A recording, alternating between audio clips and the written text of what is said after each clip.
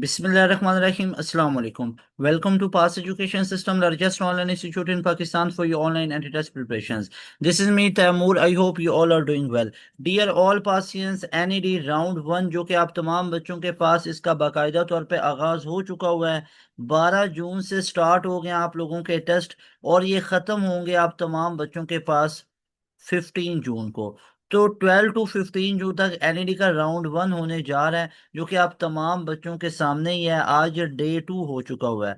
आप तमाम बच्चों के पास डे 2 आप तमाम बच्चों के पास आज हुआ। और आज के जो एमसीक्यूज हैं आपके साथ मैं डिटेल के अंदर उनका सोल्यूशन भी डिस्कस कर देता हूँ। एक चीज मैं आप लोगों को यहाँ पे बताता चलूँ, एक गुड न्यूज़ है आप तमाम बच्चों के लिए कि वो तमाम स्टूडेंट्स जिनका अपकमिंग डेज में एनईडी का टेस्ट है, मेरे भाई, अगर ये मॉक टेस्ट को सॉल्व नहीं किया, अगर ये 1000+ एमसीक्यूज को सॉल्व नहीं किया, तो आप लोगों ने अपने स्कोर को गंवा दिया। आप लोगों की तैयारी में वो बूस्ट नहीं मिलेगा, आपका स्कोर वो बूस्ट अप नहीं होगा, वही 70 65 इस तरह एवरेज स्कोर होगा। तो ये मॉक टेस्ट को लाजमी तौर पे सॉल्व करो, क्योंकि सारी बात ही प्रैक्टिस की होती है। आप लोग वीडियोस तो जो है ना वो सैकड़ों वीडियोस हमारे चैनल पे ही देख लोगे। सैकड़ों वीडियोस हमारे चैनल पे ही 12 12 आवर्स की देख लोगे, 24 आवर्स की देख लोगे। तो बात यह है कि आप प्रैक्टिस करो जहां पे आपके पास ये लास्ट स्टडी प्लान है। नॉर्मली बच्चा क्या करता है, एक 8 9 10 11 घंटे की वीडियो देखेगा, 100 150 एमसीक्यूज हुआ है। That is not the 100% way, that is not the 100% preparation of your NEET test. तो एनईडी के टेस्ट को कंपटीशन बहुत टफ है अब एनईडी के टेस्ट में। अब एनईडी के टेस्ट में आप लोगों ने 90% से ऊपर का स्कोर लेना है, 90+ में जाना है। तो इसका ये तो नहीं ना मतलब कि आप 150 एमसीक्यूज करके चले जाओ। तो you have to prepare complete thoroughly, detail में करना है। अब उसके लिए दो लेआउट हैं। एक हमारी एंड गेम को कंप्लीट देख लो, और एंड गेम देखने के बाद हमारे मॉक टेस्ट को सॉल्व कर लो। अभी आपको मिलेंगे किधर, क्योंकि सारे के सारे आप लोगों के जो एमसीक्यूज आ रहे हैं अल्हम्दुलिल्लाह बाई ग्रेस ऑफ अल्लाह सुब्हानहू व तआला, जितना आप तमाम बच्चों के लिए हमने ये सारी सर्विसेज आप लोगों को दी हैं, जैसे मैं यहाँ पे आपको दिखाना चाहता हूँ।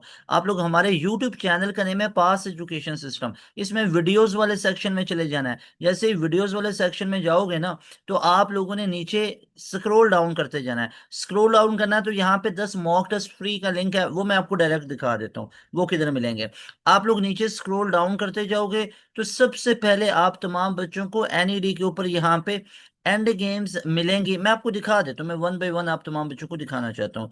तो सबसे पहले आप तमाम बच्चे यहाँ पे चेक कर सकते हो कि एनईडी के ऊपर हमारे पास ये पहली 12 केमिस्ट्री की, जो कि 10 घंटे की एंड गेम है मेरे भाई, ये लाजमी देख के जाओ।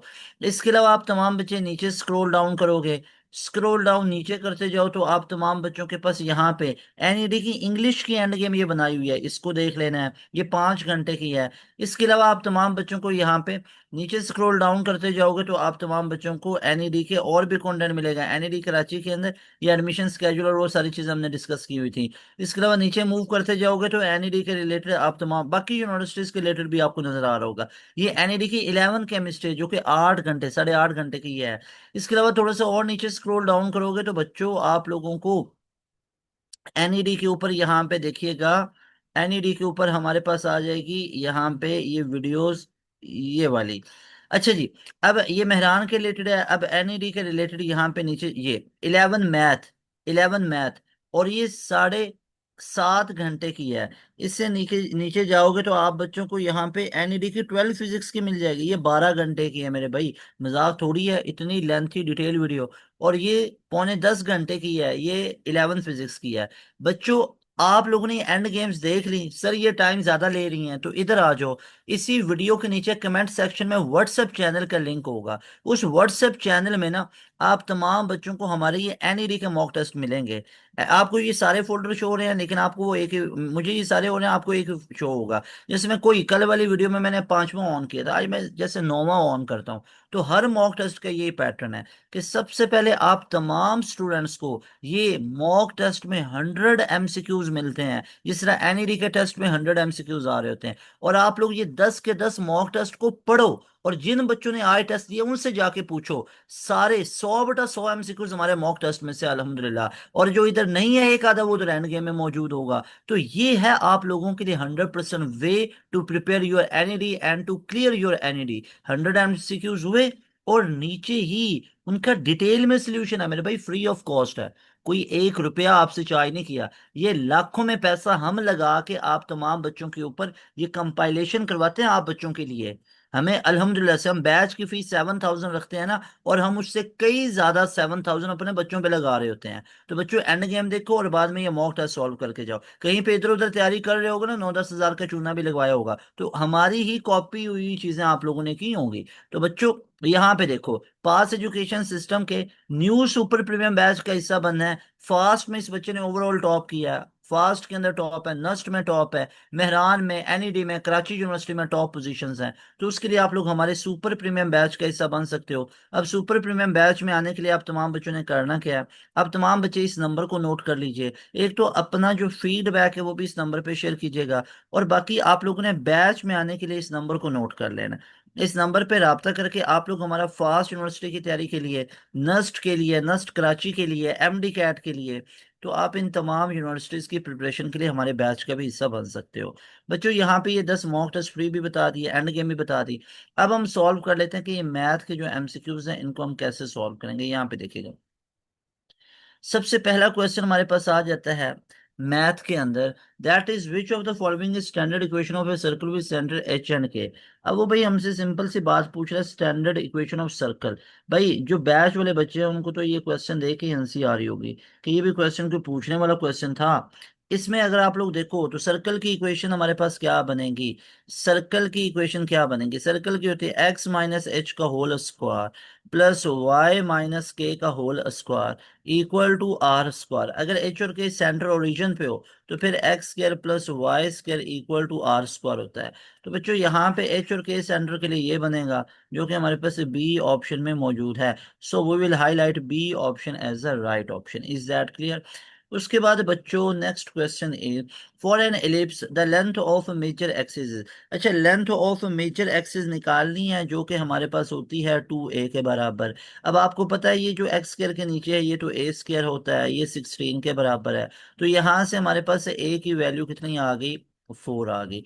अब ये ए की वैल्यू 4 इधर पुट कर दीजिए, that will be equal to 2 into 4, तो that will be equal to 8। तो 8 मेजर एक्सिस की लेंथ आ गई जो कि सी ऑप्शन में है। Focus of parabola y square equal to 12x। अब फोकस निकालने के लिए आप लोग जानते ही हो, फोकस इसका क्या हो जाएगा, a,0 हो जाएगा। ये किस फॉर्म में लिखी हुई है, Y square equal to 4ax की फॉर्म में है। अगर आप लोग देखो तो ये 12 की जगह पे, ये 12 की जगह पे 4a लिखा हुआ है। तो क्या मैं ऐसे कर सकता हूँ, क्या मैं ऐसे कर सकता हूँ कि मेरे पास जो 4a है वो 12 के बराबर है, तो a की वैल्यू मेरे पास कितनी आ गई, 3 आ गई। तो ये a की वैल्यू जब 3 आई तो इसको यहाँ पे यूज कर लीजिए। तो फोकस आपके पास पॉइंट कैसे आ गया, 3,0, 3,0 आ गया। तो यहाँ पे right option will be b option, b option will be the right option. Is that 100% clear? और आज हमारे पास जो 13 जून को डे 2 को एमसीक्यूज आए, उसमें a hyperbola vertex, a hyperbola has vertex at this one and side this one, its equation will be. अब हाइपरबोला की इक्वेशन निकालने जा रहे हो तो सिंपल सी बात है, हमारे पास सबसे पहले देखिएगा ए की वैल्यू कितनी आ गई, ए की वैल्यू हमारे पास 5 आ गई। सी की बात करो फोसाई में तो ये हमारे पास C7 आ गया। अब आप लोग जानते हो भैया b square will be equal to c square minus a square. तो b square will be equal to c square ये 49, ए स्क्वायर ये 25, तो इसमें से माइनस करो तो 24 होता है। तो बी स्क्वायर की वैल्यू कितनी होगी, 24 होगी। तो ए स्क्वायर की वैल्यू कितनी बन जाएगी, ए स्क्वायर विल बी 25। तो भैया देख लो एक्स स्क्वायर, तो ये क्या बन जाएगा, that will be equal to x square upon में ए स्क्वायर है तो ये 25 आ गया, माइनस वाई स्क्वायर अपॉन में बी स्क्वायर कितना आ गया, 24 बराबर है 1 आ गया। इलिप्स में यहाँ पे प्लस आता है, हाइपरबोला में यहाँ पे माइनस आ जाता है। Is that 100% clear? ये आप लोग चेक करोगे तो हमें अल्फा ऑप्शन में ही दिखेगा। Is that clear? उसके बाद हमारे पास नेक्स्ट वन है जो आज क्वेश्चन पूछा गया, which conics has eccentricity equal to 1।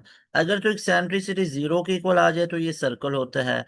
अगर एक्सेंट्रिसिटी 0 से लेस आ जाए और 1 से 0 से ग्रेटर 1 से लेस आ जाए तो फिर हमारे पास होता है एलिप्स, फिर हमारे पास बनता है एलिप्स। अगर एक्सेंट्रिसिटी 1 के बराबर आ जाए तो फिर बनता है पैराबोला, फिर बनता है पैराबोला। अगर एक्सेंट्रिसिटी 1 से ज्यादा आ जाए तो फिर बनता है hyperbola. So this is how conic section आता है। तो एक्सेंट्रिसिटी एग्जैक्टली 1 है, दैट विल बी पैराबोला।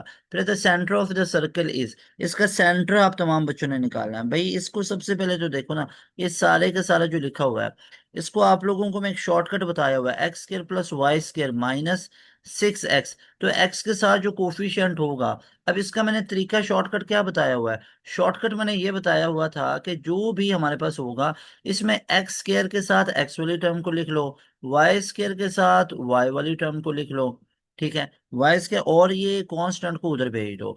फिर x square minus 6x, x का जो कोफिशिएंट है उसका स्क्वायर करो और 4 पे डिवाइड कर लो। 36 को 4 पे करोगे तो 9 आ गया। तो अब इसमें ये 9 को ऐड कर दीजिए, plus y square plus 8y। अब y का जो कोफिशिएंट है 8, अब इसका स्क्वायर करो ऊपर और नीचे 4 पे डिवाइड कर लो। तो ये हमारे पास 64/4, 4 1 जा 4, ऐसे 2 4 6 जा तो 16 बचा, तो +16। तो भाई अगर इधर 9 को ऐड किया, इधर 16 को ऐड किया, तो राइट साइड पे भी तो 9 और 16 को ऐड करना पड़ेगा। इससे फायदा क्या मिला, इसका सबसे बड़ा फायदा हमें ये मिला कि हमारे पास इस साइड पे ये पूरा एक फार्मूला ओपन हो गया, क्लोज हो गया, x-3 का होल स्क्वायर, और उसके बाद प्लस यहाँ पे अगर बात करो तो ये बन गया y+4 का होल स्क्वायर, 11 9 20, तो ये बन गया 36।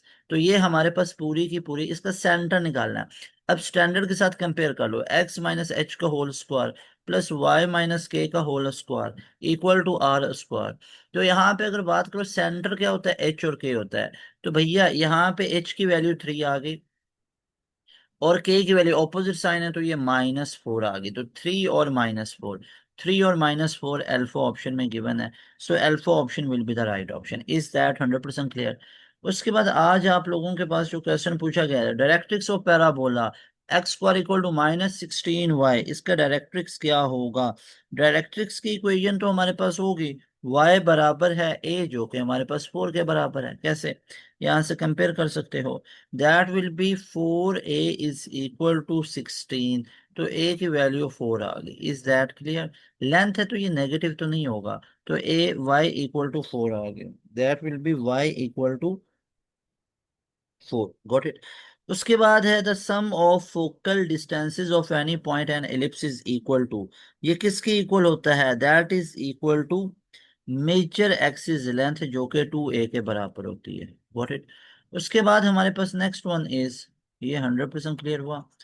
उसके बाद हमारे पास next one is, that is question number 9, which conic is defined by the difference of distances from two fixed point being constant। उस कोनिक्स को क्या बोलते हैं, हाइपरबोला। उसके बाद है हमारे पास next question number 10, the asymptotes are, इसके एसिम्टोट्स को बताना है। तो एसिम्टोट्स की इक्वेशन हमारे पास बनेगी प्लस माइनस b/a × x, ऐसे ही है। तो ये बन गया प्लस माइनस b कितना है 4 और a कितना है 3। देखो ना, यहाँ पे ये बी स्क्वायर है और ये हमारे पास ए स्क्वायर है।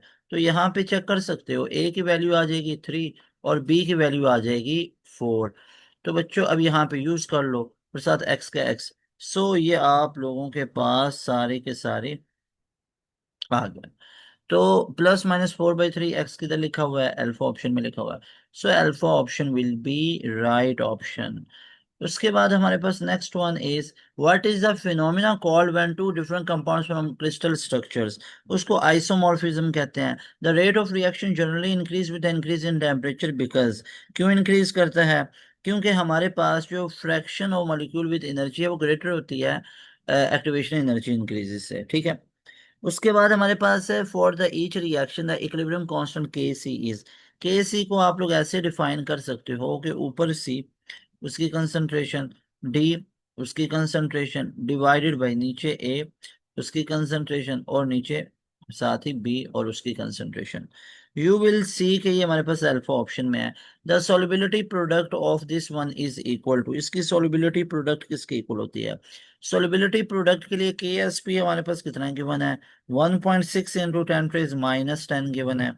अब एस की वैल्यू निकालोगे तो ये रूट के एस पी बन जाएगा।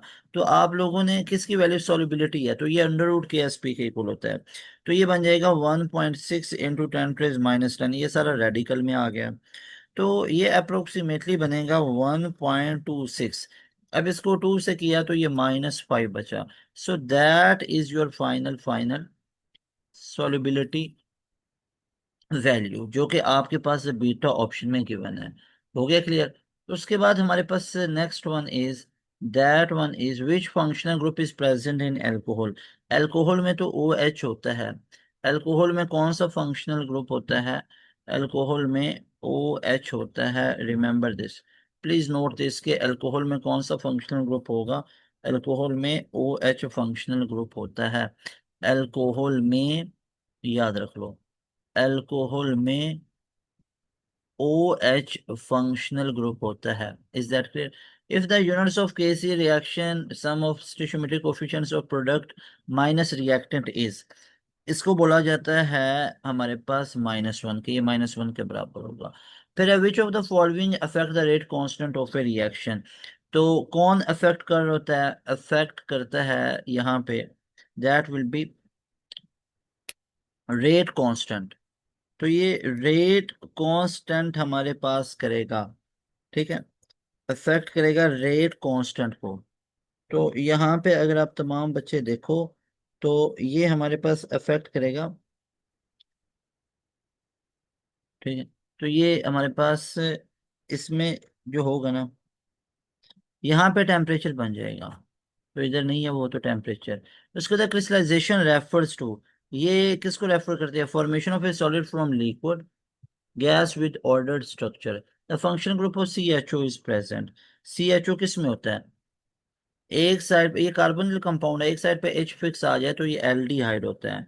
और अगर दूसरी साइड पे भी एच आ जाए तो ये एल्डिहाइड का पहला मेंबर फॉर्मेल्डिहाइड बना देता है, ठीक है। और अगर एक साइड पे आर, दूसरी साइड पे भी आर जुड़ जाए तो फिर ये क्या बन जाता है? कीटोन। तो सी एच ओ तो एल्डिहाइड का होता है। फिर है for a reaction equilibrium cases greater than 10⁻³ it means, इसका मतलब होगा प्रोडक्ट से डोमिनेट करेंगे। Constructive interference occur way two waves meet, वो वेव्स क्या करती हैं? वो इन फेज होती हैं। For destructive interference the path difference must be, path difference होता है 2n+1 λ/2। फिर है हमारे पास two waves are out of phase by the pi radian, the interference will be destructive, out phase है तो destructive interference। फिर है in Young's double slit experiment for bright fringes constructive, the condition is, तो condition क्या होगी? d sin theta बराबर है n lambda के। d sin theta is equal to n lambda। फिर which of the following necessary for sustained interference pattern, sustain के लिए क्या होगा? same frequency and constant phase difference। उसके बाद हमारे पास नेक्स्ट वन इज, ये हुआ क्लियर आप लोगों को? उसके बाद next one is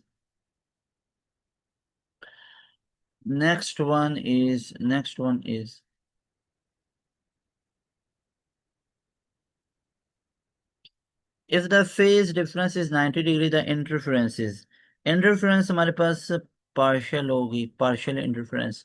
the amplitude of resultant wave is in destructive interference equal amplitude a is, that will be 0। उसके बाद हमारे पास next one is in destructive interference the waves are, waves क्या होती हैं? Out of phase by 180 degree. फिर the intensity of a point of interference pattern is proportional to, ये proportional the square of amplitude के। फिर है हमारे पास नेक्स्ट क्वेश्चन है, that is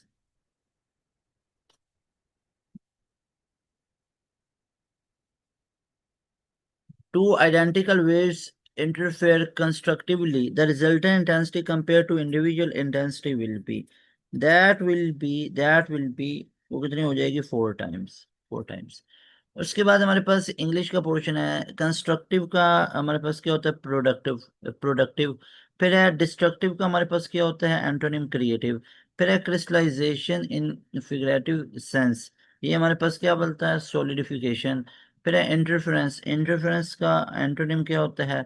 that is non intervention, synonym of rate, rate का हमारे पास क्या होगा, दैट इज स्पीड। ओके, ये उसके रिलेटेड कुछ बताएं। Dear students, that was all about your NEET paper.